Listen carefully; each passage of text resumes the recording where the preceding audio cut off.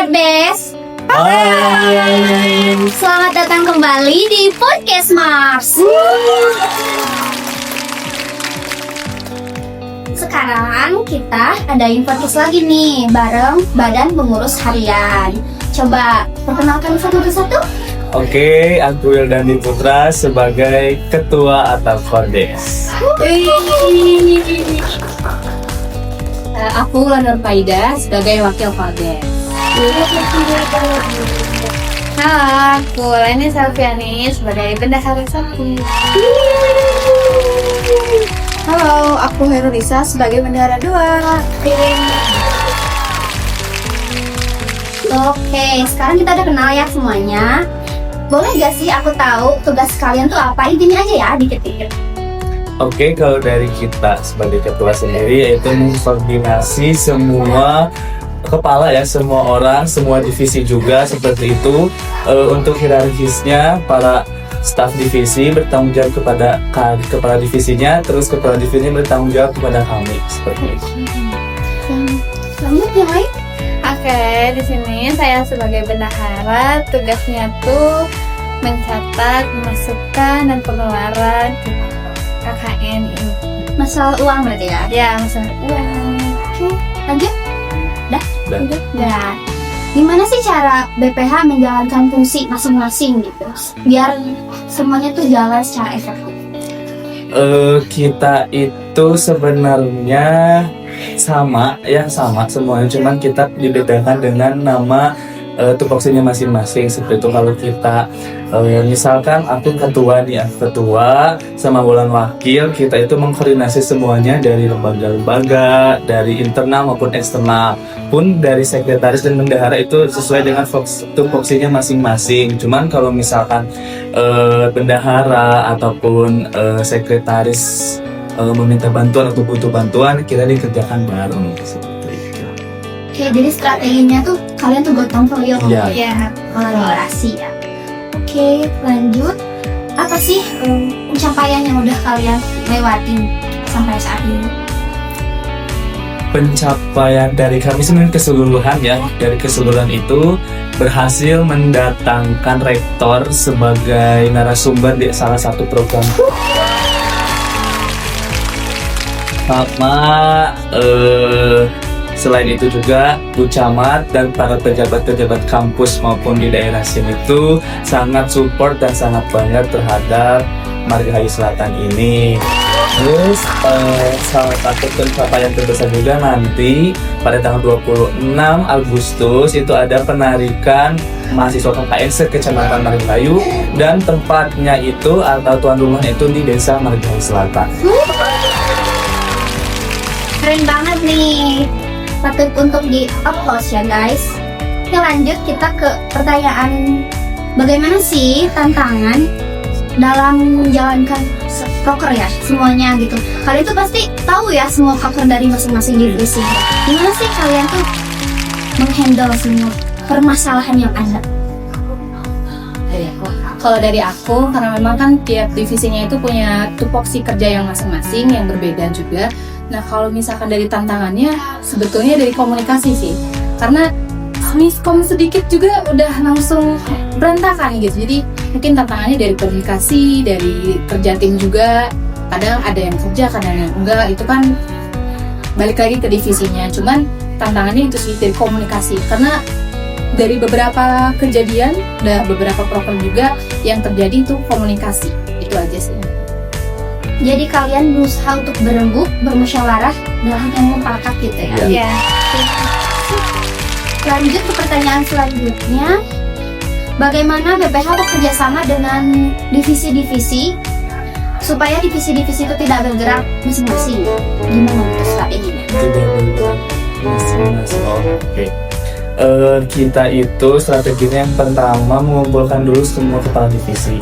Kita tanya kebutuhannya apa, serta apa saja program yang akan dilaksanakan.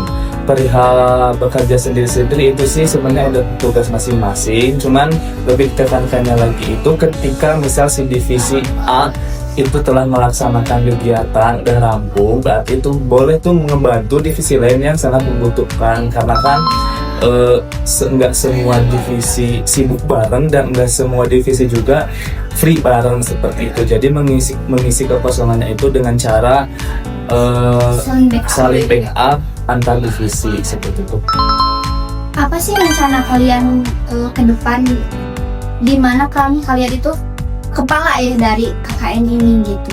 Apa sih yang kalian tuh harapin gitu dalam hidup kecil kalian terkait KKN ini untuk semuanya, untuk yang nonton juga? Yang diharapkan itu bagi kita mungkin khususnya bagi mahasiswa KKN sendiri itu harapannya itu bisa bisa saling berkelanjutan ya, dari program-program yang telah dicapai, dari program-program yang telah dibuat atau direncanakan bisa berkelanjutan ketika nanti kita telah beres. Jadi enggak hanya toh pas ketika KKN-nya aja, tapi keberlanjutan di kehidupan sehari-harinya seperti itu.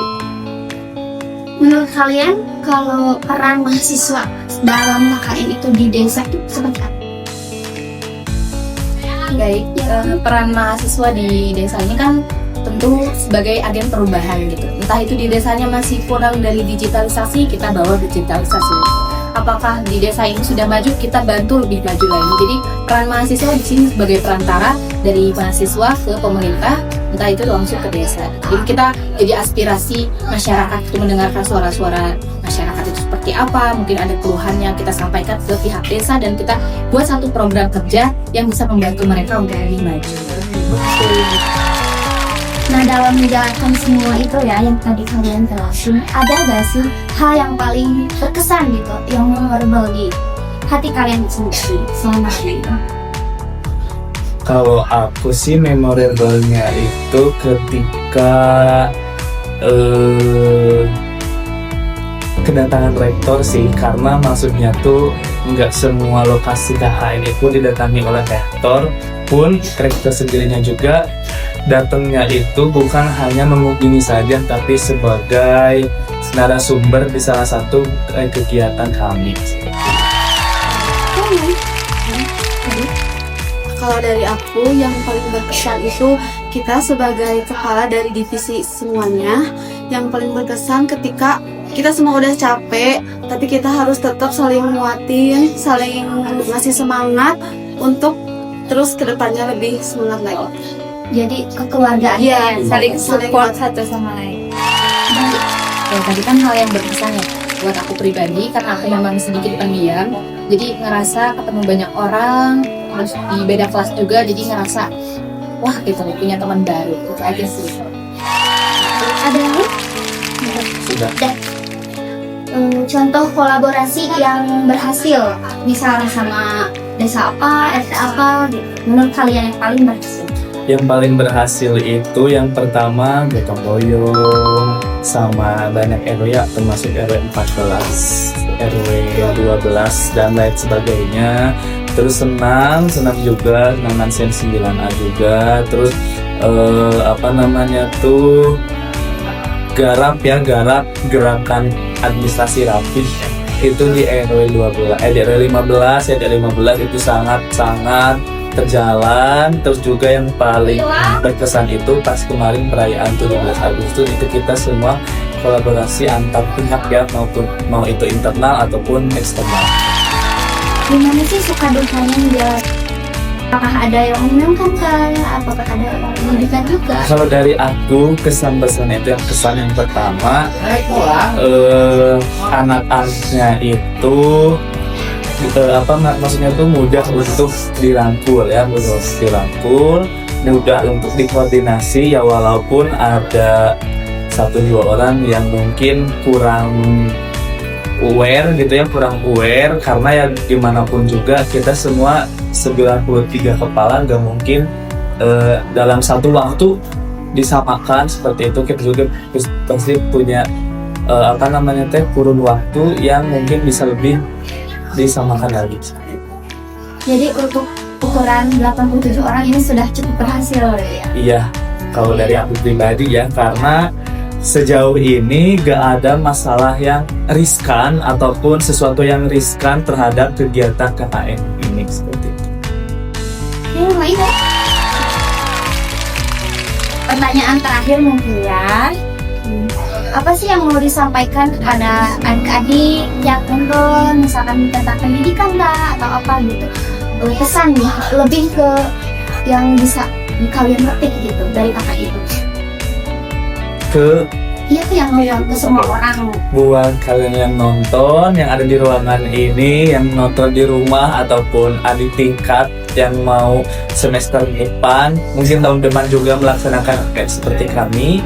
Pesan dari aku yang pertama, komunikasi nomor satu. Bagaimanapun juga kalau program kerja bagus, posko bagus, stakeholder bagus, tapi kalau komunikasinya jelek itu sama saja zoom ya. Seperti itu. Terus yang kedua, koordinasi yang saling kerjasama antara pihak internal dan eksternal, karena bagaimanapun juga kita itu makhluk sosial yang gak mungkin bergantung pada diri sendiri atau satu orang aja. Kita bergantung dengan orang-orang seperti itu. Mungkin itu saja sih kalau dari aku.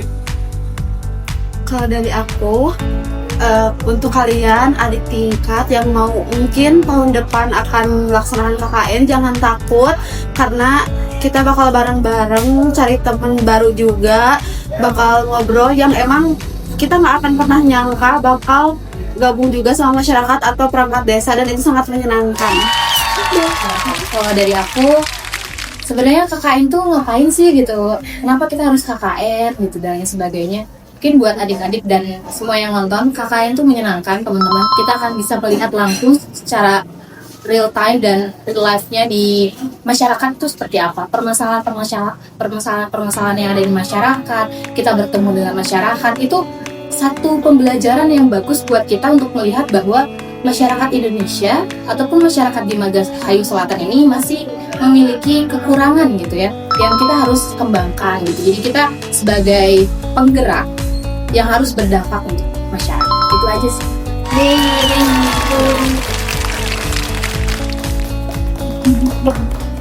Oke, berarti pesan-pesannya cukup apa ya, dalam ya, Iya. buat anak-anak dan anak semuanya.